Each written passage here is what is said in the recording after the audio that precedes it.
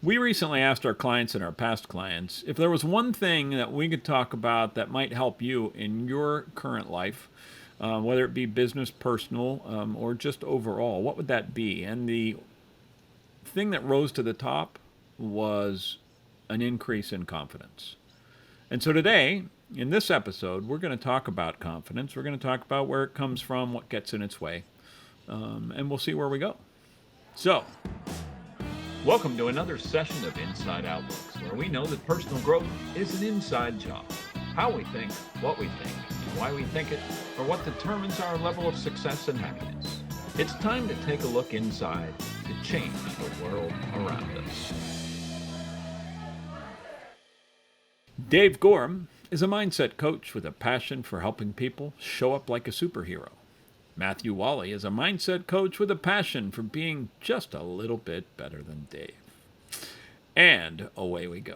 The first thing that comes up for me on that question is, how are they, whoever they are, right, the client, how are they defining the word confidence? So there's an assumption, right, that it's about them, but there could be a confidence in other people, right? There could be an expectation of confidence with, say, a group. Like, how do I increase my confidence with my team? That's not what they asked, but I think it is related, right? Well, sure, and I think I remember one in particular that said, I have confidence in small groups, but when I get in front of a large group, it disappears. Great. Yep. And they fail through it, but they're not getting better at the speed they'd like. So I think it comes in lots of ways. I mean, to me, what is confidence? Confidence, in some ways, is a lack of fear.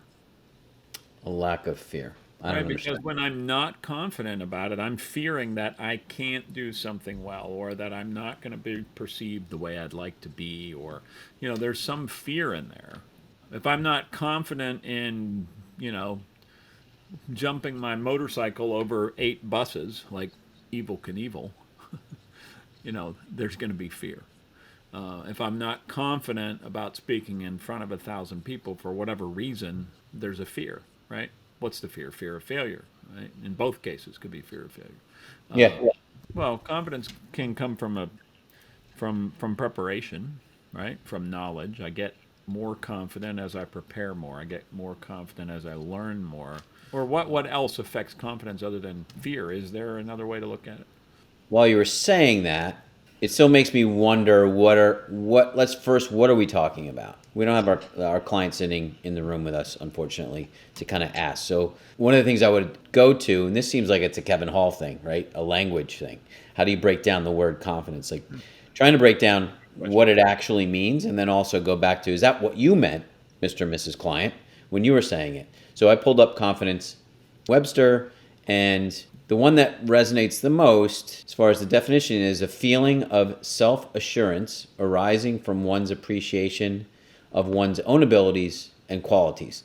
That is the area in which you're talking about right, the fear.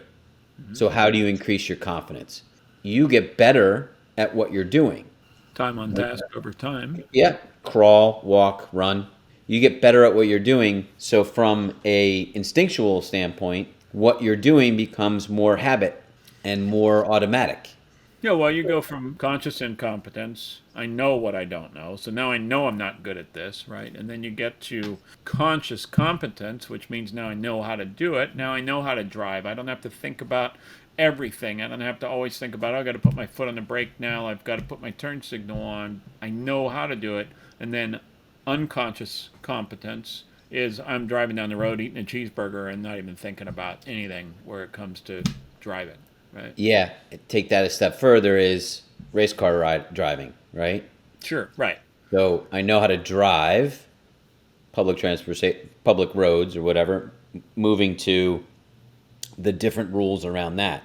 What I'm hearing you say, relating it back to the client's question about I have confidence speaking with a small group but not a large group, it's really the rules, helping yourself understand the rules of engagement in your current event or venue that you're speaking in, right? And I'm not saying speaking engagement, I'm just saying like here, there was a level of confidence that you and I did not have when we first started the podcast. We just jumped into it.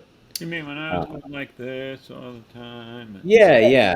Yeah. Well, yeah, that's a good point. Or clicking the pen, right? So it was that level of unconscious incompetence of what we were doing. Could be said that we were doing that because we were insecure or just trying to find our way, which actually is could be another word for insecure, right? You're But building security Well, I in, also think that I think you just hit on something that too. It's really the confidence comes when we build awareness. So sometimes it's that. It's like you said that the space. You're talking to a group of people in a room. Well, that feels normal. That's having dinner with your family, or going out to eat with a couple, or four people, five people, whatever.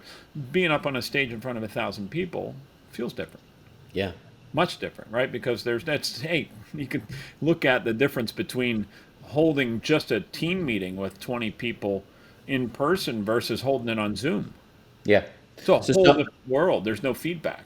I just recently experienced it around Thanksgiving, right? We went to the mastermind. We worked on purpose as an example. That was in an intimate setting, so it was what, like 10, maybe 15 people. Um, I knew the rules of engagement. I knew everyone else was on that same page. So in public speaking, in that example of our past client asking about doing it from a small group to a large group, I actually felt a level of confidence to do that, which led me to say, I want to do that at Thanksgiving dinner with my family and my friends. And I was extremely self-conscious and insecure in doing that. I'm the same person. They actually know me more or better, whatever word you want to use, than the people in the mastermind. But there was a level of intimacy built with the mastermind around the rules of engagement and around my willingness to engage. It didn't stop me at the Thanksgiving table to say my purpose and say what I was grateful for. It was a level of, I hadn't done it before to that level or that intention. So there's a repetitive nature, going back to the driving or the crawling, walking, running, that allows us to build the confidence. We talk about journaling in dumping what's in our head out, because a lot of that stuff is noise and keeps us from doing something. Well, and think It makes about you that. think. Think about Yeah. the noise of, let's take the mastermind, for example. And for those of you that don't know what a mastermind is, it's a group of people that, literally brainstorm on different subjects, how they can help each other potentially, or just a particular subject. Let's talk about abundance, or as Dave mentioned, intention. What's your intention for the coming year? What Yeah. do you want to live into? So when you get into that group, and so our group's a little different every time. There are some people that weren't there the last time, some people we might never have met. When the subject comes up, and this is what we're going to talk about, and we're going to go around the room. I don't know about you, but there's a little bit of I'll call it a fear, but because there's an uncertainty. But once one person shares, Yeah. the rules of engagement are automatically established, because now, it's safe to say that. It's safe to that person share, so I feel safe sharing what I'm going to share. Whereas with your family, none of them had done that yet, and so you were on your own as the leader, right, of introducing it. So the pressure was on you. Yeah. Which again is put me in that space again next year. Repetitive nature of it. I'm going to build my confidence on it. Self assurance. The self assurance in that, well, I've been here, done it before. Right. Your idea of jumping over, on a motorcycle, jumping over some objects. It's at some point I would have had to do it once, right? So there's a level of unknown before you've done it once, and then there's a level of known after you've done it.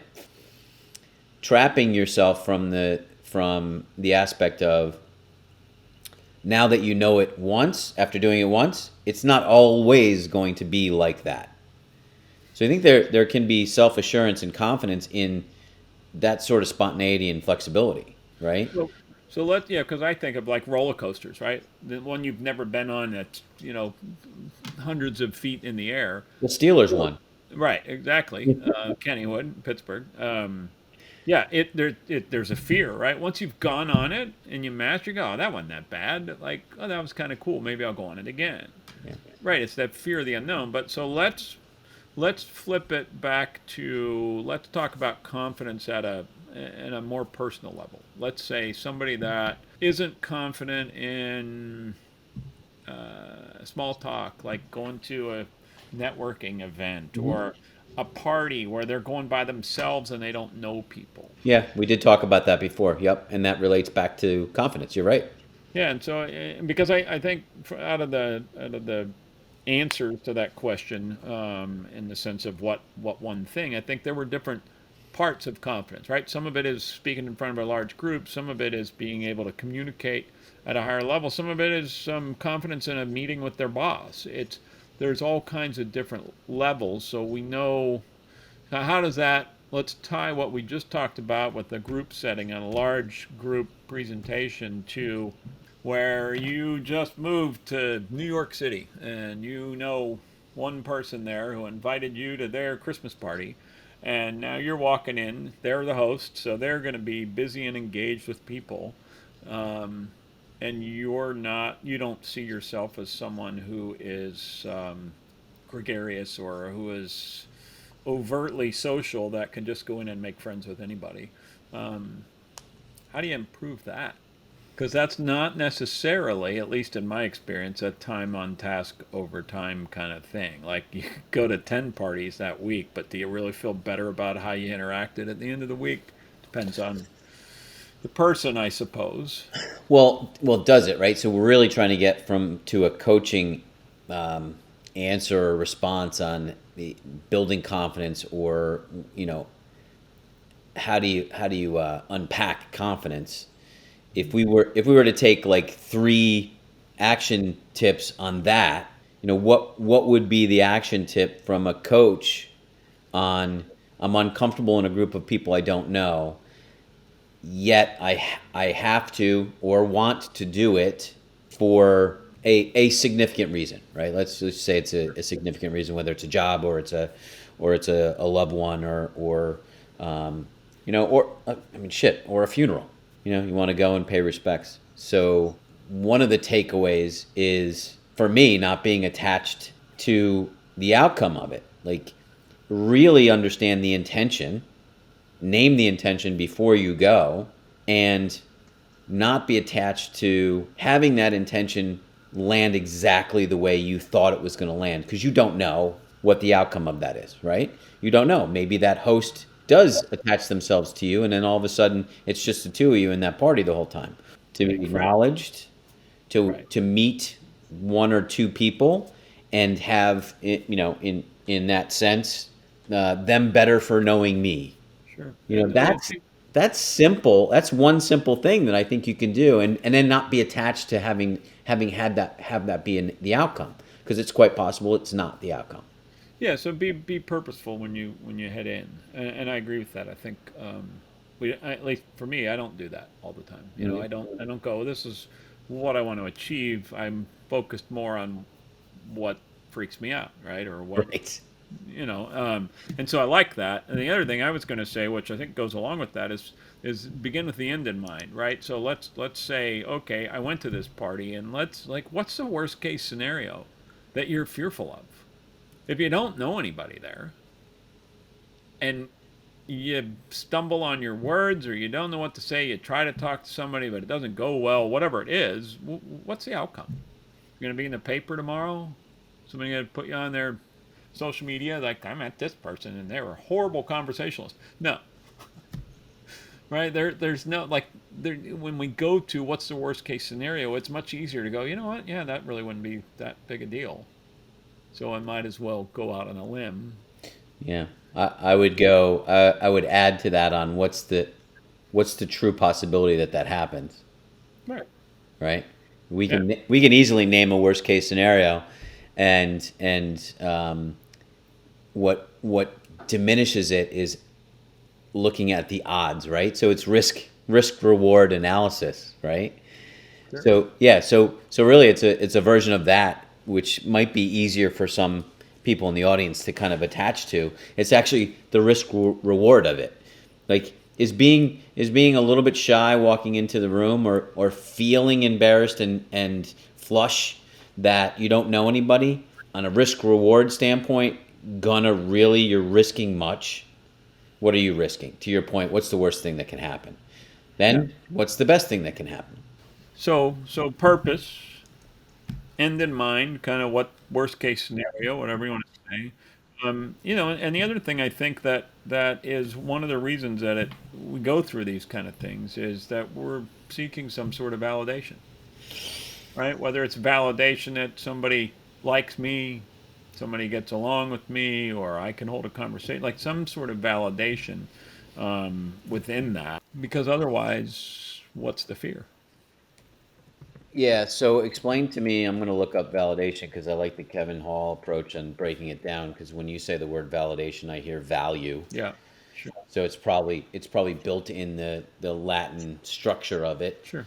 Um, if you were to wrap that into an action item, like purpose and intention, end in mind, Well, risk reward, okay. what's that? What's the validation piece of it? See, What do you see? I think, and then this is kind of with two thoughts of mine. I'm going to bring them together because I like the other thought too. Is the lack of validation or that feeling of not being validated so often comes from things we create, thoughts we create that other people are thinking, right? And Okay. so I think if another action item in a sense that we can do is to reverse, put ourselves in the shoes of others in that situation and go, okay, are they just going, I'm confident as can be, and this is where Yeah. I live, and this is my sweet spot, and I love to talk to new people? No, right? There are other Mhm. people that are going through the same things we are, and I think that so often we forget about that because we're so hyper focused on our own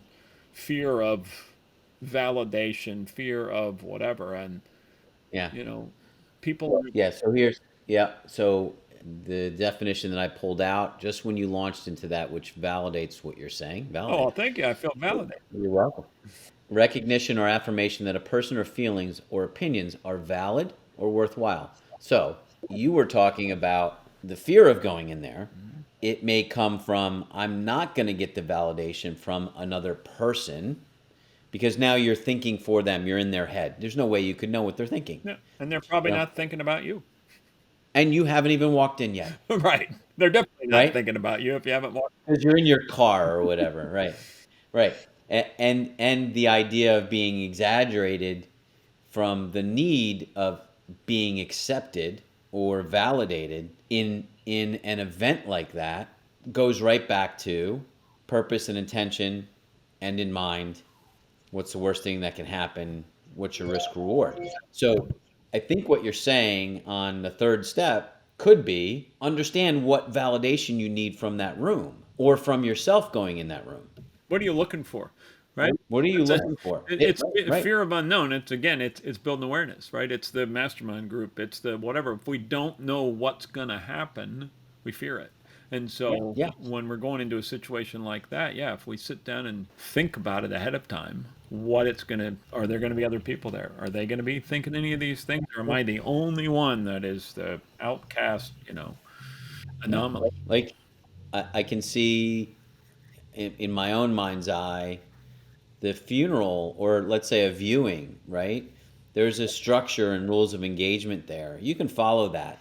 Then there's this, for me, right? There's this, I've gotten much better at this because I've come up with my purpose and intention and the risk reward, and for me the validation. I now am comfortable walking in that room. It's an uncomfortable room to be in, but why are you there?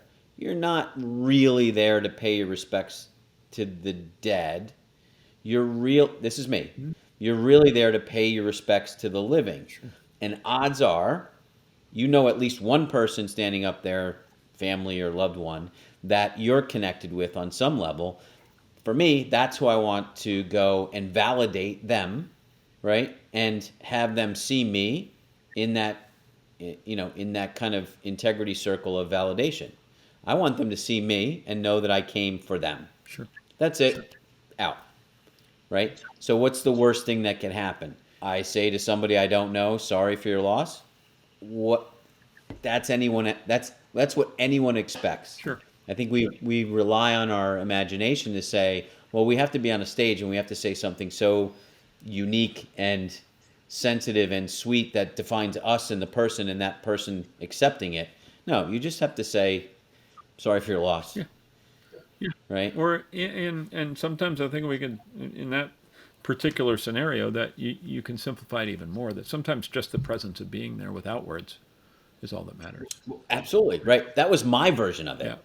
Right? You may come up with your own version of purpose and intention, risk, reward, validation, where your validation is you're just happy that you were in the room. Right. Well, and so I think any of these scenarios we're talking about, go back to the party or to the funeral home, apply to any situation, right? It could be walking into an employee meeting. It could be walking into, I don't know, a church group.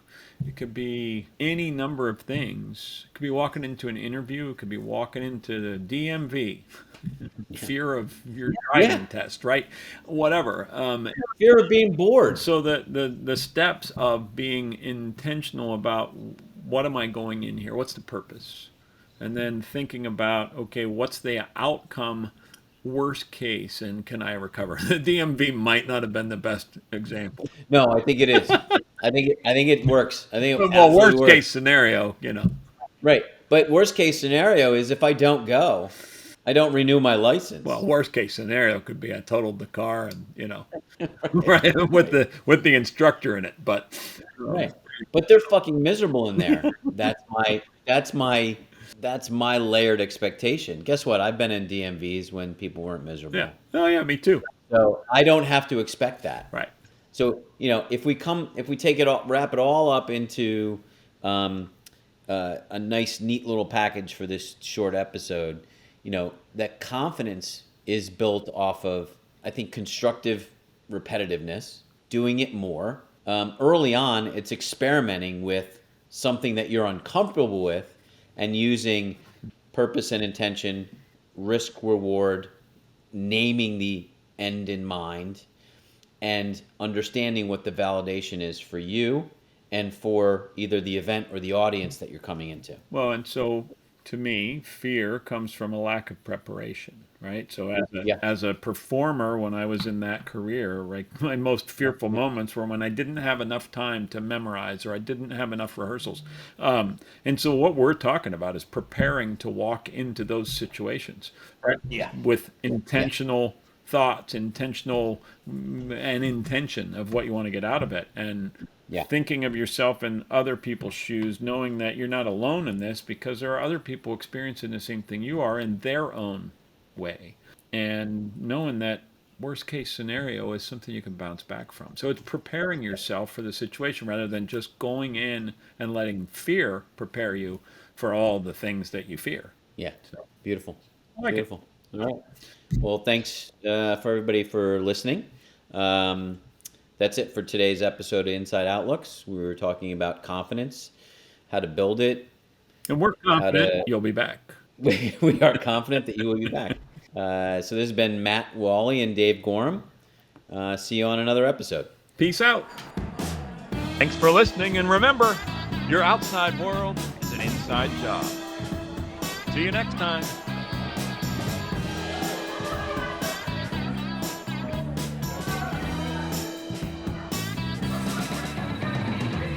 Hey, can we get 2 more over here?